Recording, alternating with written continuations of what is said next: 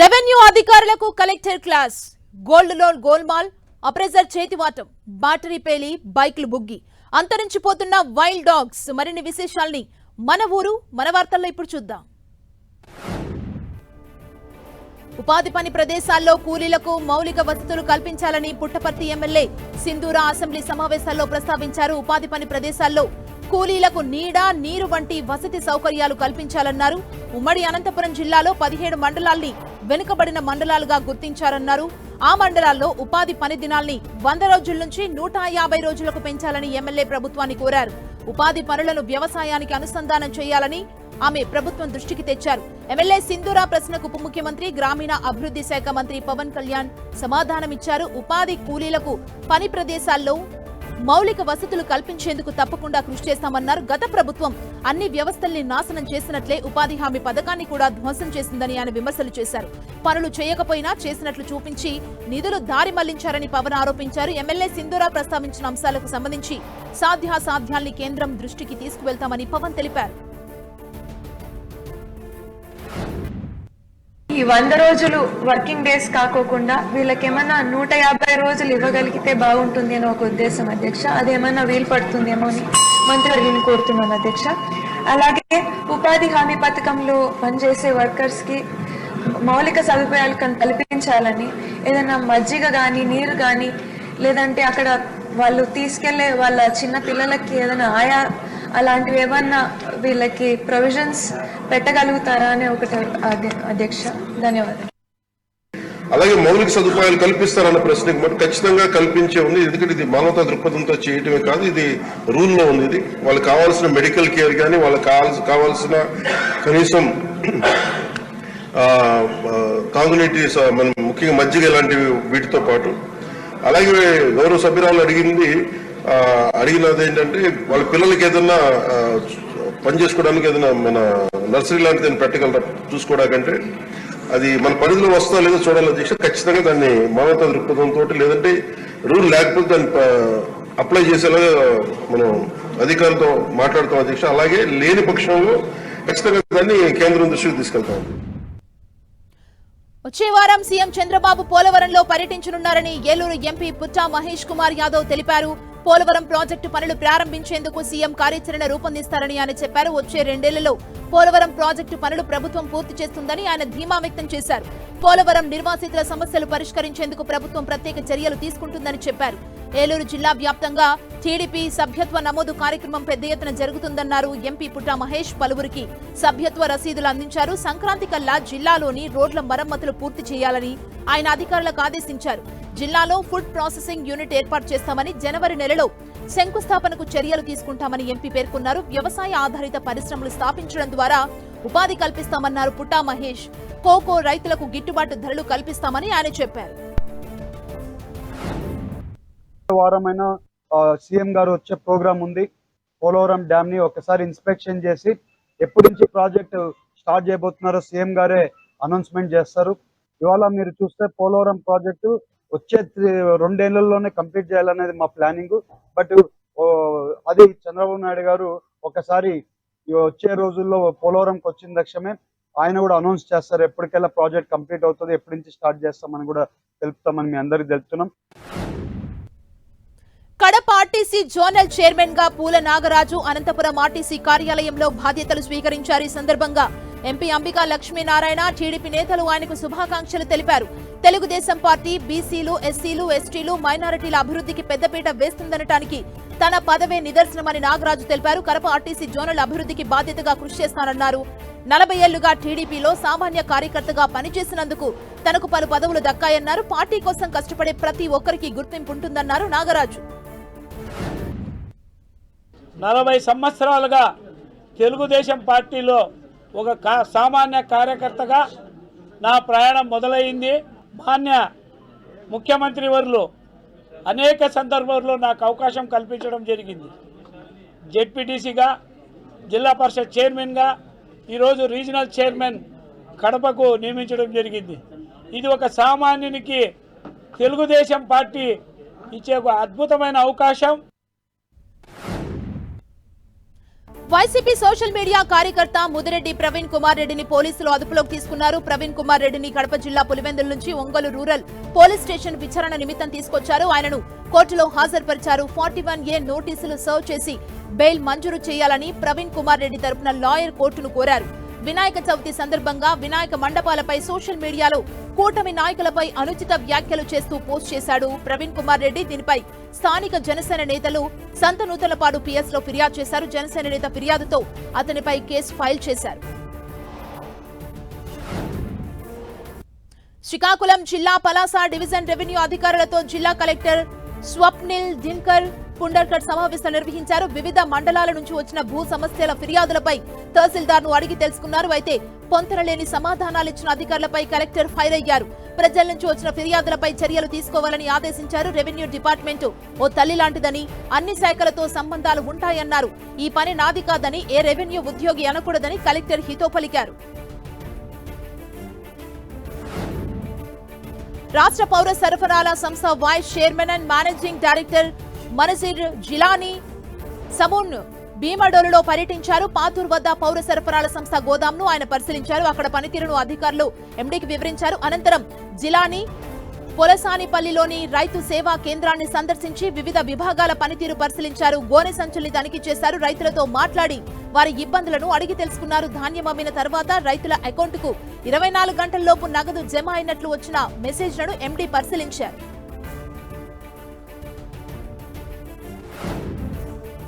పల్నాడు జిల్లా సత్తెనపల్లి పట్టణంలోని ముథూట్ ఫైనాన్స్ లో ఘరానా మోసం వెలుగు చూసింది. ఖాతాదారులు తాకట్టు పెట్టిన బంగారాన్ని వేరే ఆధార్ కార్డుదారుల పేర్లతో రిజిస్టర్ చేసి అధిక మొత్తంలో డబ్బులు తీసుకున్నారు. బ్యాంకులో బంగారాన్ని తాకట్టు పెట్టుకున్న సిబ్బంది నెలలు గడిచినా ఖాతాదారులకు గోల్డ్ పెట్టుకున్నట్లు రసీదు ఇవ్వకుండా కాలయాపన చేశారు. కస్టమర్ గోల్డ్ తీసుకోవడం కోసం బ్యాంకుకు వచ్చినప్పుడు ఆన్లైన్ పనిచేయడం లేదని చెప్పి ఫైనాన్స్ చుట్టూ తిప్పించుకున్నారు. బాధితులు బ్యాంక్ అధికారుల్ని గట్టిగా నిలదీయడంతో అసలు మీ పేరు మీద గోల్డ్ రిజిస్టర్లో లేదని, వడ్డీ ఎక్కువ కట్టాలని పొంతనలేని సమాధానం చెప్పడంతో వారు కంగు తిన్నారు. తమకు జరిగిన మోసంపై పోలీసులను ఆశ్రయించారు బాధితులు. బ్యాంక్ అధికారులు gold appraiser Gopi, branch manager ఆదినారాయణపై చర్యలు తీసుకోవాలని, తమకు న్యాయం చేయాలని ఫిర్యాదు చేశారు. బాధితుల ఫిర్యాదు మేరకు కేసు ఫైల్ చేసుకున్న పోలీసులు దర్యాప్తు చేపట్టారు.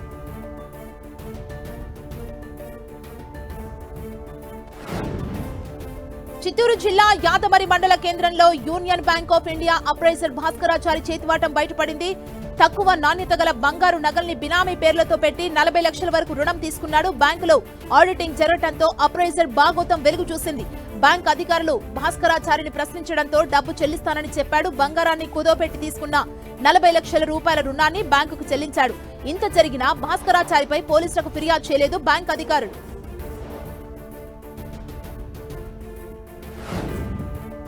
విశాఖలోని ఏయూ ఇంజనీరింగ్ కళాశాల మైదానంలో సోలార్ రెన్యువల్ ఎనర్జీ ఎక్స్పోను EPDCL CMD పృథ్వీతేజ ప్రారంభించారు. ఇంటిపై సోలార్ రూట్ టాప్ ఏర్పాటు చేశారు.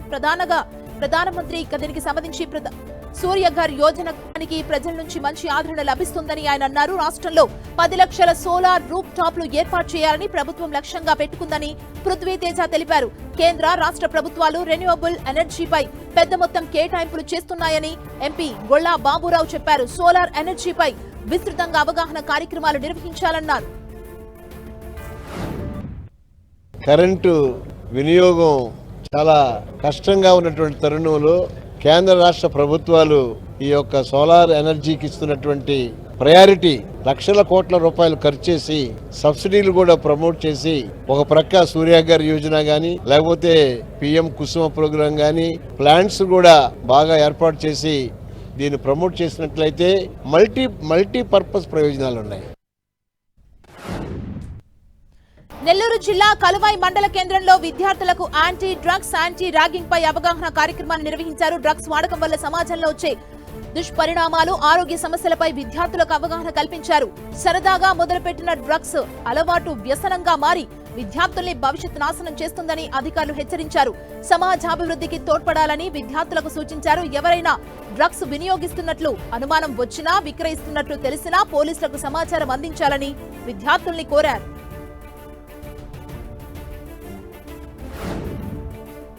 రోడ్డు ప్రమాదంలో హాస్పిటల్లో చికిత్స పొందుతూ చిన్నారి పల్లవి మృతి చెందింది. బ్రెయిన్ డెడ్ కావడంతో అవయవ దానానికి పల్లవి కుటుంబ సభ్యులు అంగీకరించారు. దీంతో జీవన్ దాన్ సభ్యులు పల్లవి అవయవాలను సేకరించారు. గ్రీన్ ఛానల్ ఏర్పాటు చేసిన అధికారులు అంబులెన్స్ ద్వారా వైజాగ్ ఎయిర్పోర్ట్ కి పల్లవి అవయవాలను తరలించారు.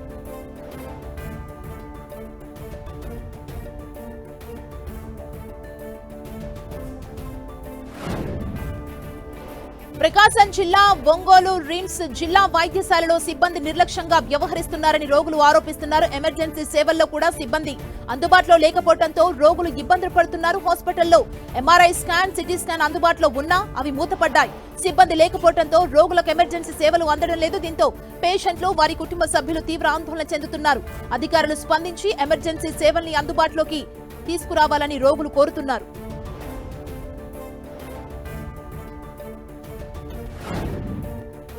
జగిత్యాల జిల్లా ఎండపల్లి మండలం కొత్తపేట గ్రామంలో పత్తి కొనుగోలు కేంద్రాన్ని ప్రభుత్వ విప్ అడ్లూరి లక్ష్మణ్ ప్రారంభించారు. పత్తి కొనుగోలు కేంద్రాన్ని సద్వినియోగం చేసుకోవాలని రైతులకు ఆయన సూచించారు. రైతులకు ఎలాంటి ఇబ్బందులు కలగకుండా చూడాలని నిర్వాహకులకు ఆదేశాలిచ్చారు. పార్టీ ఫిరాయింపులపై హైకోర్టు ఇచ్చిన తీర్పును స్వాగతిస్తున్నామన్నారు అడ్లూరి లక్ష్మణ్ కుమార్. 10 ఏళ్ల పాటు తెలంగాణలో ఏ ఒక్క పార్టీ మనుగడ ఉండకూడదనే కుట్రకు బీఆర్ఎస్ పాల్పడిందని ఆయన ఆరోపించారు. బీఆర్ఎస్ బాధ్యత గల ప్రతిపక్షంగా వ్యవహరించడం లేదని విమర్శలు చేశారు.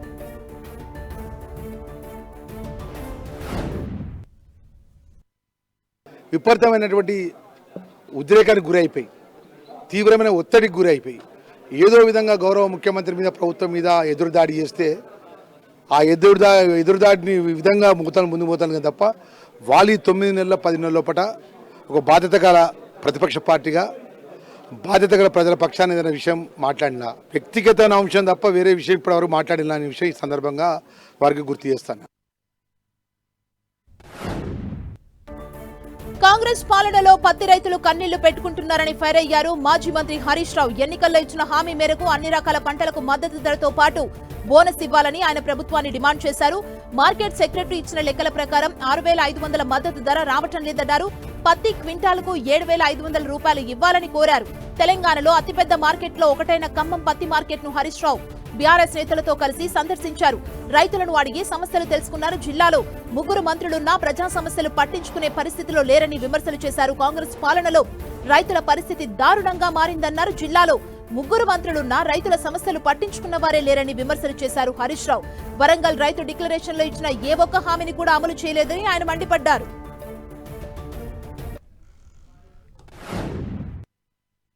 ఒకవైపు అకాల వర్షాలతోని పంట దెబ్బతిని రైతులు తీవ్రమైనటువంటి బాధలో ఉన్నారు. పెట్టుబడి సాయం కూడా ఇవ్వలే ఈ ప్రభుత్వం. పెట్టుబడి సాయం ఇవ్వలేదు. కనీసం మద్దతు ధరకైనా పంట కొంటారేమోనంటే మద్దతు ధర కూడా రావడం లేదు. అంటే 500 బోనస్ దేవుడికి గాని 1000 రూపాయలు మద్దతు ధర కంటే తక్కువ కొంటున్నారు. అంటే 1,500 రూపాయలు నష్టం. 7,521 రూపాయలు పత్తి మద్దతు ధర అయితే ఈ రోజు వరకు ఈ మార్కెట్లో కొన్న యావరేజ్ రేటు 6,400. మల్లన్న సాగర్ ముంపు బాధితుల సమస్యలు వర్ణనాతీతమన్నారు సిపిఐ ఎమ్మెల్యే కూనంనేని సాంబశివరావు. మల్లన్న సాగర్ పునరావాస కాలనీలో పర్యటించిన ఎమ్మెల్యే నిర్వాసితుల సమస్యల్ని అడిగి తెలుసుకున్నారు. గజ్వేల్ ఎమ్మెల్యే కేసీఆర్ నిర్వాసితుల్ని పట్టించుకోవడం లేదని ఆయన విమర్శలు చేశారు. నిర్వాసితుల సమస్యలపై అసెంబ్లీలో ప్రస్తావిస్తానని కూనంనేని పేర్కొన్నారు. బీఆర్ఎస్ హయాంలో నిర్మించిన ఇండ్లు నివాస యోగ్యంగా లేవన్నారు. ఊరిపై ఉన్న మమకారంతో నిర్వాసితులు అదే పేర్లతో గ్రామాలను ఏర్పాటు చేసుకున్నారని కూనంనేని తెలిపారు. నిర్వాసితులకు స్పష్టమైన విధానం ఉండాలి. వాళ్ళు ఏమైనా భూములు కోల్పోతే ఆ భూములకు ప్రత్యామ్నాయ భూములే చూపెట్టాలి తప్పితే తీసుకెళ్లి ఎక్కడో పడేసి మీరు ఇచ్చే డబ్బులు కూడా ఇంతవరకు పూర్తి చేయకుండా దిక్కుమాలినటువంటి దిక్కులేని వాళ్ళుగా చేయకూడదు. దానిపైన కూడా మేము పోరాటం చేస్తామని తెలియజేస్తూ మల్లన్న సాగర్ ఇంకొక విశేషం ఏంటంటే ఇక్కడ 12 గ్రామాలు 14 గ్రామాలు వస్తే వాళ్ళకి ఆ ఊరి మీద ఉన్నటువంటి సెంటిమెంట్, ఆ ఊరి మీద ఉన్నటువంటి మమకారం ఎలాంటిదంటే ఇక్కడ మొత్తం ఈ ప్రాంతం పేరు పెట్టాలని వాడు ఒప్పుకోవాలి.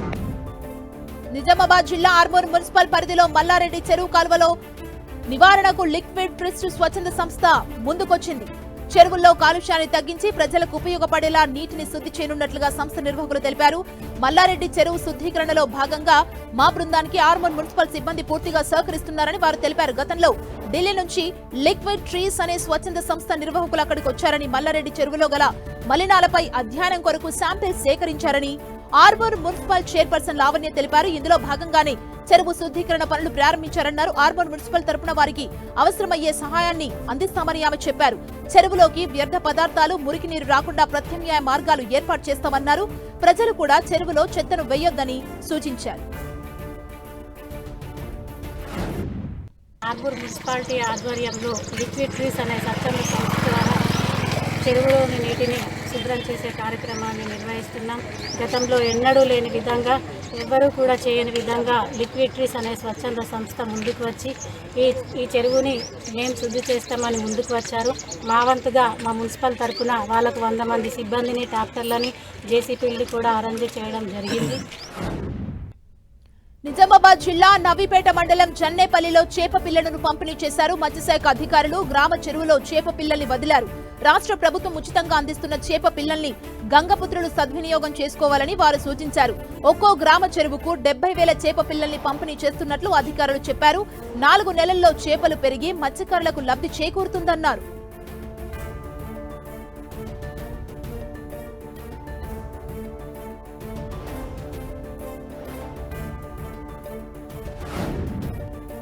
మంచిర్యాల జిల్లా చెన్నూరు మున్సిపాలిటీ అధికారులు అత్యుత్సాహం ప్రదర్శించారు. నిత్యం ఉపయోగించే నీళ్ల బోరు స్టార్టర్ బాక్స్ కు అధికారులు తాళం వేశారు. దీంతో తాగునీటి కోసం 18వ వార్డు మహిళలు మున్సిపాలిటీ కార్యాలయాన్ని ముట్టడించారు. కార్యాలయం ఎదుట కూర్చొని నిరసన వ్యక్తం చేశారు. తాగడానికి నీళ్లు లేకుండా చేస్తున్నారని వారు మండిపడ్డారు. సుమారు 20 కుటుంబాలు మున్సిపల్ బోరుపై ఆధారపడి జీవనం కొనసాగిస్తున్నారు. అధికారులు వెంటనే స్పందించి తమకు న్యాయం చేయాలని మహిళలు డిమాండ్ చేశారు.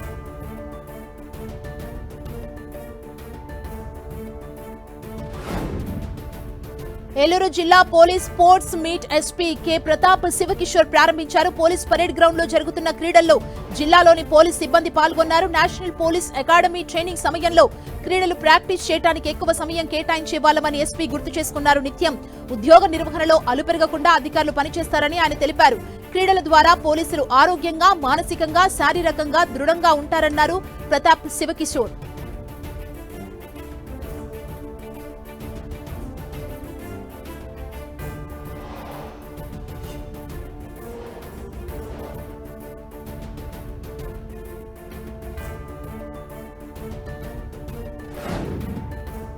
కొమరంభీం ఆసిఫాబాద్ జిల్లా పెంచకల్పేట మండలంలోని అడవుల్లో ఏషియన్ వైల్డ్ డాగ్స్ కనిపించాయి. కమర్గాం, మురళీగూడ గ్రామాల మధ్య అటవీ ప్రాంతంలోని చెరువు వద్ద వైల్డ్ డాగ్స్ కనిపించడంతో యువకులు సెల్ ఫోన్ లో బంధించారు. ఆ విజువల్స్ సోషల్ మీడియాలో వైరల్ గా మారాయి. ఏషియన్ వైల్డ్ డాగ్స్ అంతరించిపోయే జాతుల జాబితాలో ఉన్నాయని అటవీ శాఖ అధికారులు తెలిపారు. పెంచకల్పేట రేంజ్ పరిధిలో 10 వరకు ఏషియన్ వైల్డ్ డాగ్స్ ఉన్నాయని, వీటికి హాని తలపెట్టొద్దని ఫారెస్ట్ అధికారులు సూచించారు.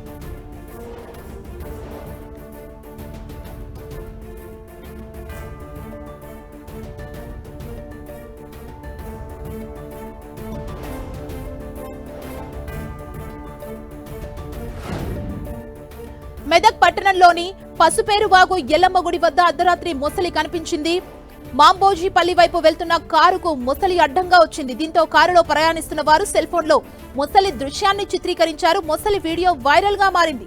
మెదక్ ప్రాంతంలో గతంలో ఎప్పుడూ మొసలి కనిపించలేదని స్థానికులు చెబుతున్నారు.